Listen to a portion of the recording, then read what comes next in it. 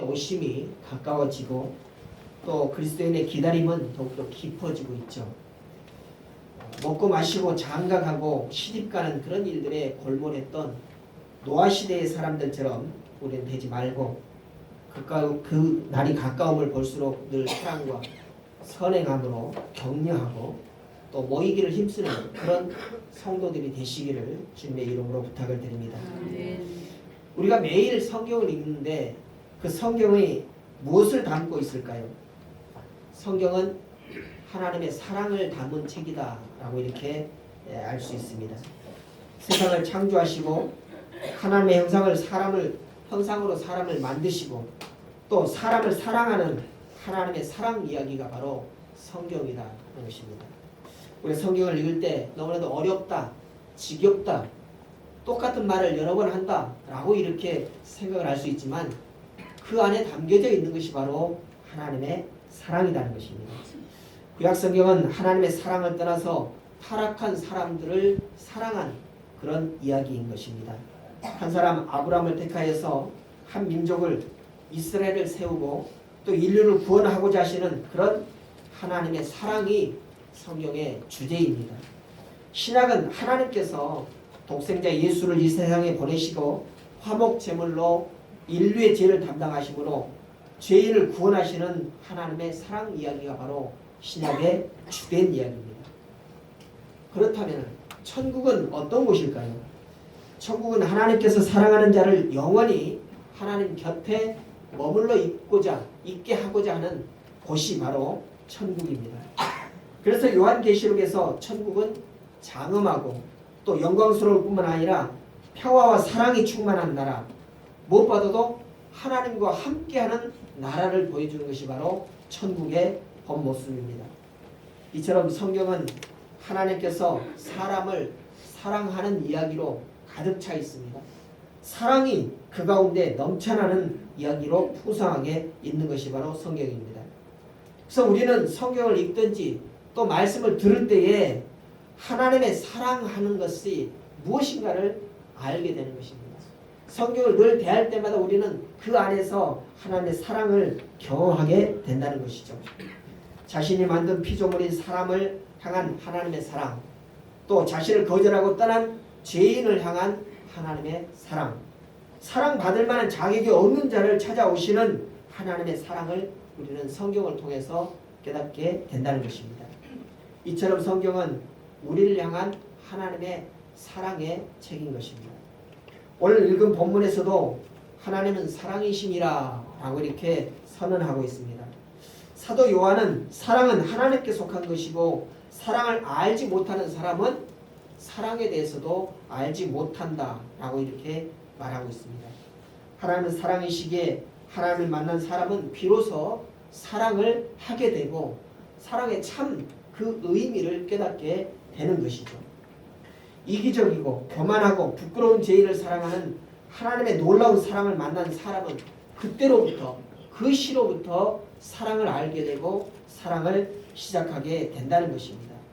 하나님의 사랑을 경험한 사람은 그 사랑이 너무나도 크고 감사해서 사랑으로 살고 사랑을 실천하면서 살아가게 되는 것입니다. 그래서 하나님의 사랑을 알 뿐만 아니라 사랑하는 삶을 살게 되는 것이죠. 하나님의 사랑이 우리를 압도하기 때문에 그 하나님의 사랑을 경험한 사람은 사랑을 아니하고는 살 수가 없다라는 것입니다. 그러나 사랑을 하지 않는 사람은 하나님을 알지 못하는 사람입니다. 왜냐하니까 하나님은 사랑이시기 때문인 것입니다. 오늘 말씀에서 사랑이신 하나님께서 우리를 어떻게 사랑하셨는가를 살펴보면서 은혜 나누기를 원합니다. 첫 번째로 하나님의 사랑은 어떤 사랑인가? 먼저의 사랑이다 것입니다. 오늘 10절의 말씀 보니까 사랑은 여기 있으니 우리가 하나님을 사랑한 것이 아니요 오직 하나님이 우리를 사랑하사 우리 죄를 위하여 화목제로 그 아들을 보내셨습니다. 이렇게 말씀합니다. 또 19절에 보니까 우리가 사랑하면 그가 먼저 우리를 사랑하셨음이라 이렇게 말씀합니다. 우리가 사랑을 하는데 하나님과 우리 사이에 사랑으로 끈끈하게 맺어져 있습니다. 그런데 누가 먼저 사랑했느냐? 우리는 늘 내가 먼저 사랑했다라고 이렇게 말하고 있죠. 연인관계, 부부관계에서도 내가 먼저 당신을 사랑했지 않습니까? 라고 이렇게 말하지 않습니까? 그런데 하나님과 우리 사이에서 누가 먼저 사랑했느냐? 우리는 늘 착각하죠.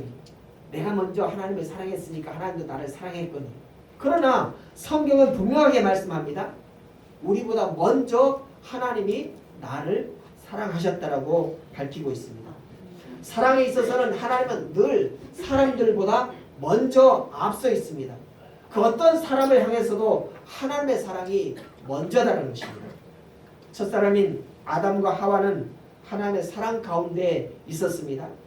그러나 그들이 에덴 동산에서 하나님의 말씀 듣기를 거절하고 불순종했습니다. 그럼에도 하나님께서는 먼저의 사랑으로 그들을 찾아가 주셨죠. 그들은 하나님을 배반하고 하나님께 멀리 떨어지기를 원했습니다. 하나님 앞에 나아가기를 싫어했다는 것이죠. 그래서 그들은 하나님의 말씀을 불순종하고 그들이 찾아간 곳이 어디였습니까? 늘 그들은 하나님과 동행하고 하나님과 함께 했던 그 삶에서 피하여서 나무 숲 사이에 숨었던 것입니다. 두려움과 죄책감이 그 두 사람을 감히 하나님 앞에 나가지 못하게 했다는 것입니다. 수치와 부끄러움으로 그들을 숨게 만들고 말았습니다. 그들은 할 수만 있으면 하나님부터 멀리 떠나고 숨고자 했던 것이죠. 도무지 하나님 앞에 나아갈 수가 없었던 것입니다. 이렇게 숨어있던 그들을 하나님께서 먼저 찾아가 주셨습니다. 그들이 두려움과 수치, 패배감으로 살도록 그냥 내버려 두지 않으셨다는 것입니다. 방관자 하나님이 아니시다라는 것을 우리는 알아야 합니다. 오히려 하나님께서 그들을 찾으시며 그들의 이름을 불러주셨습니다.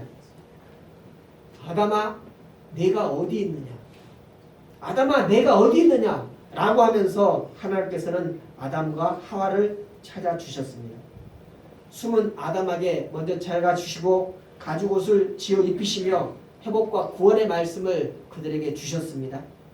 사람은 숨고 피하지만 하나님께서는 오히려 그들을 먼저 찾아가 주십니다. 이것이 이 땅을 향한 그리고 사람을 향한 하나님의 먼저의 사랑인 것입니다.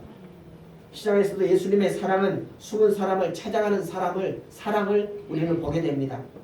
누가복음 19장에 보면 삭개오라고 하는 사람이 등장을 합니다. 삭개오 직업은 세리장이었습니다.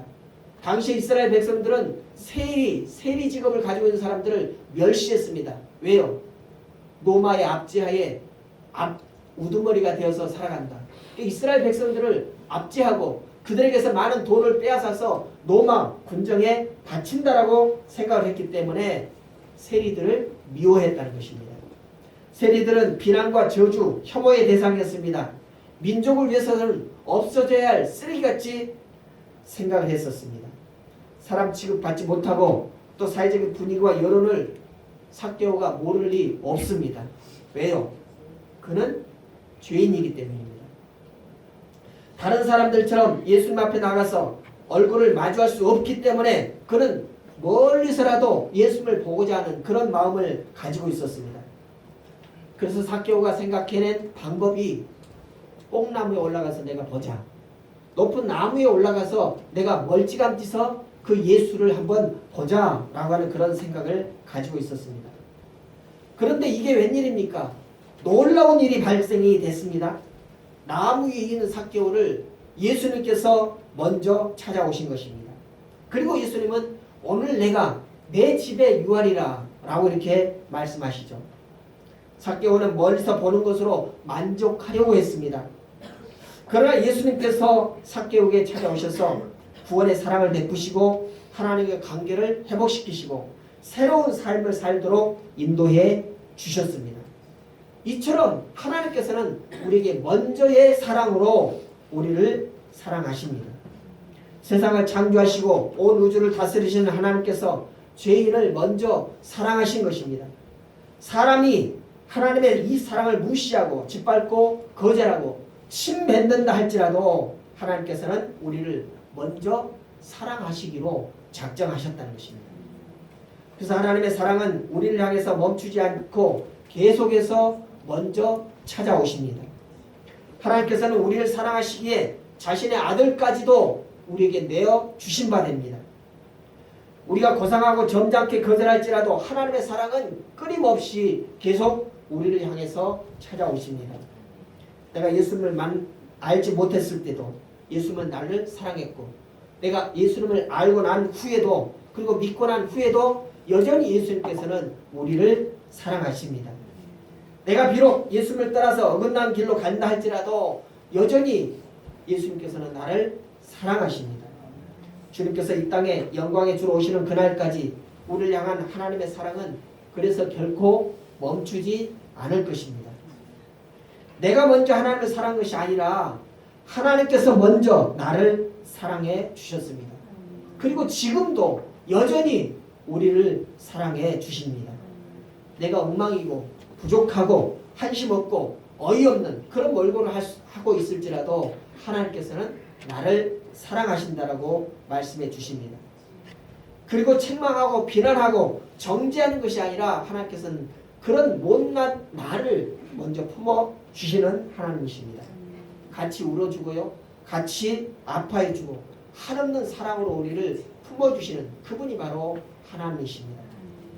비록 내가 끊지 못한 죄가 있다 할지라도 주님께서는 그 죄 때문에 나를 멸하거나 나를 정죄하지 아니하시고 여전히 사랑해 주시는 것입니다. 하나님께서는 죄인을 먼저 사랑하신다라고 말씀하셨습니다. 예수님께서 세상에 있는 자기 사람들을 사랑하시되 끝까지 사랑하신다라고 말씀하셨습니다. 그처럼 내가 배반한다 할지라도 주님은 나를 사랑하십니다. 하나님의 사랑은 끝까지 우리와 함께 계실 것입니다. 그것도 하나님께서 먼저 내게 오셔서 내가 너를 사랑한다 라고 말씀하십니다. 이것이 바로 하나님의 먼저의 사랑인 것입니다. 내가 하나님을 먼저 사랑한 것 같지만 아닙니다. 하나님께서 나를 먼저 사랑해 주셨다는 것입니다. 두 번째는 하나님의 사랑은 대속과 용서의 사랑입니다. 10절을 보십시오. 하나님이 우리를 사랑하사 우리 죄를 위하여 화목 제물로 그 아들을 보내셨습니다. 하나님께서는 우리 죄를 속하기 위해서 당신의 아들을 우리에게 내어주셨습니다. 예수님께서 십자가에 죽으신 이유가 바로 여기 있습니다.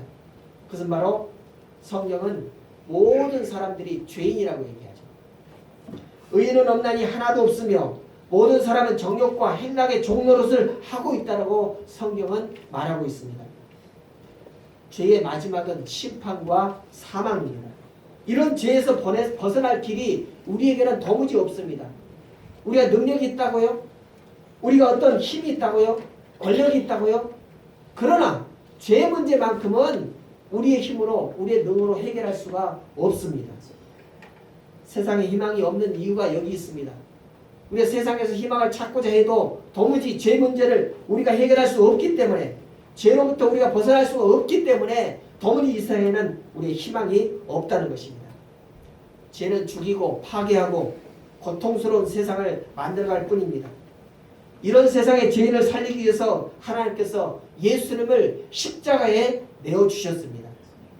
그곳에서 우리를 위하신 화목제물로 승화하셨다는 것이죠. 화목제물이 뭡니까? 하나님과 우리 사이에 관계를 회복시키기 위한 일련의 조건이 바로 화목제물입니다. 구약시대 때는 그 화목제물로 양들이 쓰였죠. 수많은 양들이 죽어갔습니다. 그러나 예수님께서 이 땅에 오셔서 나와 하나님과의 관계를 회복하시기 위해서 직접 화목제물이 되어주셨습니다. 단 한 번의 희생으로 말미암아서 우리는 하나님과 관계가 영원토록 열려지게 되는 것이죠. 이것이 바로 하나님의 대속의 사랑입니다. 우리의 죄를 용서하시는 사랑의 표본인 것이죠. 세상의 사람들은 자기 보기 좋은 사람들만 사랑합니다. 자기 유익이 되는 사람만 사랑하죠. 자기를 사랑하는 사람만 사랑하는 것이 바로 사람의 특성인 것입니다. 그러나 하나님께서는 흠모할 만한 것이 없어도 또 칭찬받을 만한 것이 없는 죄인인 나를 무조건적으로 사랑하신다라고 말씀해 주셨습니다. 내가 냄새나고 내 모습이 초라하고 또 칭찬받을 만한 없고 또 내가 비록 악하다 할지라도 하나님께서는 내게서 그 사랑을 거둬가 주시지 않으신다는 것입니다. 이런 죄인을 위해서 예수님께서 죄의 값을 치러 주셨습니다. 그 일을 행하기 위해서 예수님께서는 이 땅에 오셨잖아요. 그러나 우리가 생각해야 될 것은 초림의 예수님께서는 우리에게 그렇게 사랑을 베푸시기 위해서, 은혜를 베푸시기 위해서 오셨다면, 이제 그 예수님의 은혜를 생각하고 그 예수님의 은혜를 깨닫고 우리가 예수님을 믿었다면 다시 오실 예수님을 우리는 기다리는데, 그 예수님께서는 다시 은혜를 베푸시기 위해서, 사랑을 주시기 위해서 오시는 것이 아니라 심판주로 오시겠다는 말씀하십니다. 우리가 그 주님을 기다릴 수 있는 것은 바로 우리가 주님을 믿기 때문인 것입니다. 그 심판주로 오시는, 심판을 하시기 위해서 오시는 그 주님을 우리가 기뻐함으로 기다릴 수 있는 것은 바로 우리가 그 하나님을, 그 예수님을 사랑하기 때문인 것입니다. 예수님을 사랑하지 않는다면 우리는 기쁨으로 그 재림의 예수님을 기다릴 수가 없어요. 왜? 심판의 대상이기 때문에. 그러나 우리가 그 주님을 기뻐함으로 기다릴 수 있는 것은 바로 우리도 하나님께서 우리를 먼저 사랑하신 것처럼 우리가 하나님을 사랑하고 우리가 예수님을 사랑하기 때문에 예수님을 기뻐함으로 기다릴 수 있는 것입니다. 오늘 하나님의 사랑은 죄인을 살리기 위해서 어떠한 희생도 감수하시는 용서의 사랑입니다. 그런 의미에서 하나님의 대속과 용서의 사랑은 생명을 살리는 사랑이다 라고 이렇게 말할 수 있죠. 죄인을 살리기 위한 사랑, 죽어가는 생명을 건지기 위한 사랑이 바로 하나님의 대속의 사랑인 것입니다. 깨진 것을 온전하게 하며 화목하게 하는 사랑이 바로 하나님의 사랑인 것입니다. 세 번째로는 하나님의 사랑은 함께 거하는 사랑입니다. 13절을 보십시오. 그의 성령을 우리에게 주심으로 우리가 그 안에 거하고 그가 우리 안에 거하시는 줄을 아느니라. 하나님께서는 성령을 통해서 우리 안에 거하십니다. 하나님은 예수님을 보내셔서 우리를 사랑하셨던 것처럼 이제 성령님을 보내셔서 우리와 함께 하시겠다라고 말씀하셨습니다. 하나님의 사랑은 함께하는 사랑으로 나타납니다. 하나님께서는 우리를 고아처럼 버려두지 않으십니다. 사랑을 하게 되면 함께 있는 시간이 많아집니다. 더 많은 것들을 공유하고 싶어지죠. 내가 가진 모든 것, 마음과 생각, 물질과 시간, 공간 이런 것들을 비롯해서 모든 것을 함께 하고 싶어하는 마음이 바로 사랑하는 마음인 것입니다. 그래서 사랑하는 남자와 여자가 함께 하기 위하여서 결혼을 하지 않습니까? 홀로 있을 때는 그러지 않았던 것. 홀로 있을 때는 자기 것을 자기 것이라고 생각했는데 같이 있으니까 내 것도 당신 것이고 당신 것도 내 것이라 라고 하는 그런 말을 할 수 있게 되는 것입니다. 함께하는 시간을 많이 갖기 위해서 한 집에 살고 음식도 같이 먹고 좋은 것을 나누려고 합니다. 그런데 반대로 미워하면 함께 있을 수가 없어요. 한 자리에 있는 것이 싫습니다. 미워하면 함께 있는다는 것만이 함께 있는다는 것이 얼마나 괴로운지 몰라요. 그래서 자꾸 피하려고 합니다. 그런데 하나님께서는 우리와 함께 영원히 함께 하시겠다라고 말씀하시죠. 왜요? 하나님께서는 나를 사랑하시기 때문에. 하나님께서 우리를 사랑하시기 때문에 우리와 떨어지기를 원하지 않으십니다. 마태복음 1장에 보면 예수님의 다른 이름이 등장합니다. 임마누엘이라고 합니다. 그 임마누엘이라고 하는 이름을 해석을 해보면 이런 말씀이에요. 하나님께서 우리와 함께 계시다. 예수님께서 오시는데 임마누엘의 하나님으로 오신다고 했습니다. 뭐예요? 우리와 함께 계시기 위하여서 이 땅에 오신다는 것이죠. 하나님께서 우리를 사랑하시기 때문에 우리와 함께 하시기를 원하십니다. 예수님께서 자신의 죽음 후에는 보혜사 성령을 보내시겠다라고 확실한 약속을 우리에게 주셨습니다. 왜요? 예수님께서 제자들과 함께 계셨는데 예수님께서 승천하시면서 제자들이 허무감을 느끼게 했어요. 이제 우리는 어떻게 살아가지? 예수님이 없는 이 세상 우리는 무슨 힘으로 무슨 능력으로 살아가지? 라고 이렇게 염려하는 것 때문에 예수님께서 내가 가면 보혜사를 너에게 보내주겠다. 또 다른 보혜사를 너에게 보내주겠다라고 확실한 약속을 해주셨습니다. 우리 홀로 버려두지 아니하시고 보혜사를 보내시며 영원토록 너희와 함께 있겠다라고 말씀하셨습니다. 하나님께서는 이처럼 우리와 함께 하기를 원하십니다. 하나님께서는 우리와 사랑의 교제와 나눔을 원하십니다. 하나님 자신을 내어줄 뿐만 아니라 우리의 삶을 함께 공유하며 그렇게 살아가기를 원하신다는 것이죠. 나의 사랑하는 자여 나와 함께 가자 라고 말씀하시면서 동행하기를 기뻐하십니다. 예수님께서 제자들을 보내시면서 이렇게 말씀하시죠. 세상 끝날까지 너희와 함께 있으리라. 세상 끝날까지 우리와 함께 하시겠다고 예수님께서는 말씀하십니다.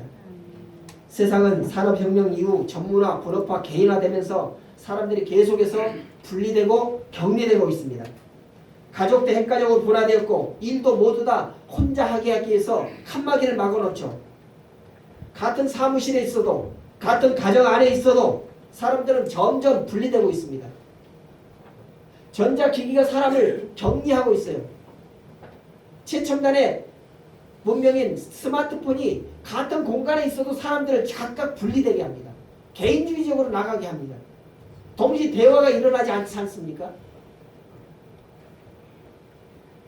가족의 해체는 더더욱 나만 홀로라고 하는 그런 애로움을 더하게 만듭니다. 1인 가구가 점점 늘어나고 있습니다. 어떤 노인은 숨이 멈췄는데도 숨이 넘어갔는데도 한 달 이상씩 옆 사람이 옆집에서 발견도 못하고 그냥 있는 것이죠. 마치 미라가 돼가는 그런 과정을 겪고 옆집에 죽어가는 사람이 있어도 아무도 관심 없습니다. 이런 시대가 되어버리고 말았다는 것이죠. 사랑한다고 하면서 우리는 점점 멀어지고 분리되어져 가고 있습니다. 사회 구조는 분리와 단절을 향하고 있습니다. 그러나 하나님께서는 우리에게 뭐라고 말씀하십니까? 내가 너와 함께 있겠다. 너와 함께 하기를 원한다 라고 말씀하십니다. 사랑하기 때문에 너와 함께 하겠다고 하시죠. 하나님의 사랑은 함께 거하는 사랑입니다. 세상을 향한 하나님의 목적을 이루는데 동참하고 싶다면 물질을 나누는 것도 중요하지만 제 1순위가 아닙니다. 자신을 바치는 것이 최우선이 되어야 한다는 것은 하는 것을 우리는 알아야 합니다. 나를 그들에게 나누어 주는 것이 함께 하는 것입니다. 하나님의 교회는 함께 하는 사람들을 모아놓은 곳이 바로 하나님의 교회입니다. 사랑하기 때문에 함께 시간을 보내며 함께 울고 웃는 것이 바로 교회가 되어야 하는 것입니다. 사랑하기에 허물과 실수도 용서하고 격려하며 하나님의 사랑을 이루어가는 현장이 바로 교회가 되어야 하는 것입니다.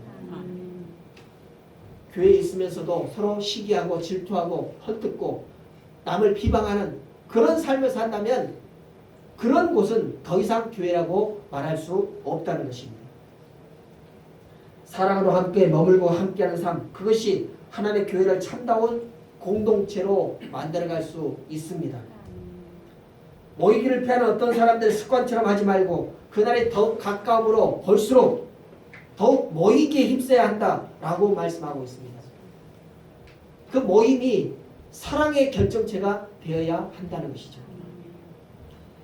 오늘 우리의 모습과 상황이 어떠하든 교회는 하나님의 사랑을 느끼고 사랑을 경험할 수 있어야 합니다. 그 사랑의 결정체가 바로 교회에서 넘쳐나야 한다는 것입니다.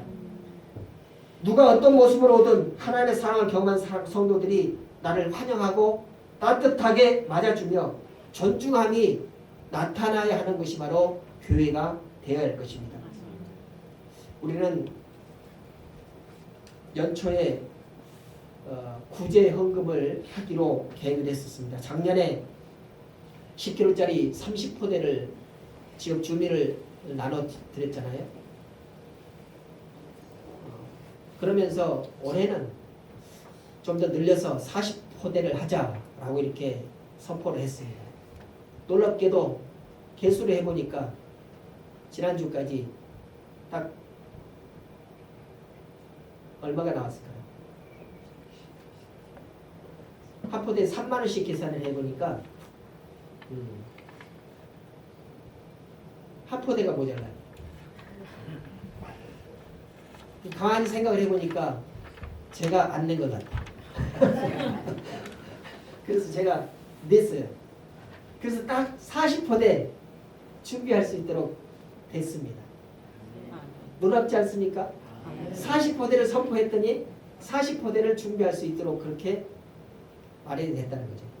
그런데 안타까운 것은 1인당 일주일에 1,000원씩만 하면 52주니까 52,000원 아니에요? 그죠? 그렇게 계산을 해보니까 23명만 완전하게 했던 거죠. 나머지는 그냥 구경만 했다는 것입니까? 그래도 놀랍잖아요. 목표했던 그 바가 딱 맞춰지는 거예요. 내년에는 더 많이 할 수 있기를 바랍니다. 10포대 늘려서 한 50포 정도 했으면 좋겠어요.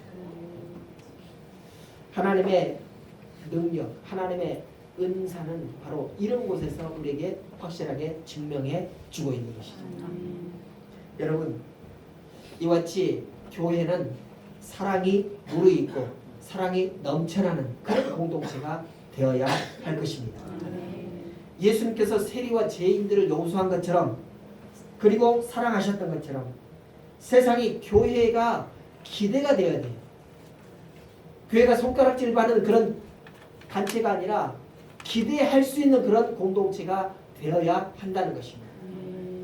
자꾸의 사회에는 늘 교회가 원망의 대상이 되고 있습니다.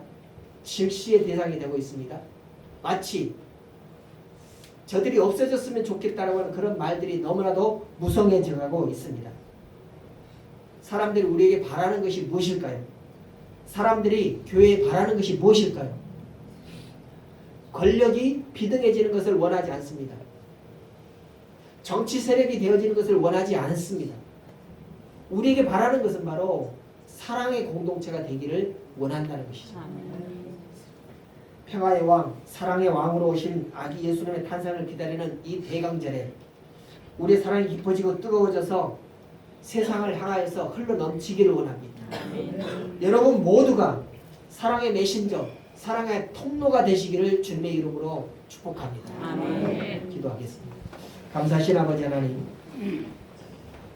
오늘 하나님께서는 내가 사랑이다 라고 이렇게 선포하셨습니다. 그리고 하나님의 백성된 우리에게 그 사랑을 받고 실천하라고 말씀하셨습니다. 하나님께서 우리를 사랑하신데 하나님은 먼저 나를 사랑하셨고 먼저 우리에게 다가와 주셨습니다. 또한 하나님의 사랑은 우리를 죽음 가운데서 건져내주시는 그런 대속과 용서의 사랑을 해주셨습니다. 더불어서 언제까지나 우리와 함께 하시겠다라고 하는 그런 사랑을 우리에게 보여주셨습니다. 아버지 하나님, 이런 극진한 사랑을 받고도 우리가 사랑을 나누며 사랑을 실행하지 않는다면 우리는 하나님을 사랑하지 않는 것임을 깨닫습니다. 우리가 하나님의 사랑을 받았으므로 우리도 하나님을 사랑하고 또 이웃을 사랑하겠다고 하는 그런 마음의 발로가 일어나게 하여 주시옵시고, 하나님께서 우리에게 원하시는 것처럼 우리도 사랑하며 늘 하나님 안에 거하는 그런 삶을 살아갈 수 있도록 인도해 주시옵소서. 우리가 세상을 화목하게 평화롭게 만들어 가야 하는 그런 사람임에도 불구하고 우리는 늘 사회로부터, 세상으로부터 손가락질, 질시의 대상이 되고 있습니다. 하나님, 이런 우리 교회를, 이런 우리 공동체를, 이런 우리 자신들을 용서하여 주시옵시고 다시 한번 그 주님의 사랑을 경험하고 나눌 수 있도록 인도해 주시옵소서. 주변에 사랑이 필요한 자들을 돌아보게 하시고 그런 자들에게 나아갈 수 있는 제들 될 수 있도록 인도하여 주시며 우리 모두가 사랑의 메신저, 사랑의 통로가 되게 하여 주시옵소서. 감사를 드리며 예수님의 이름으로 기도드렸습니다.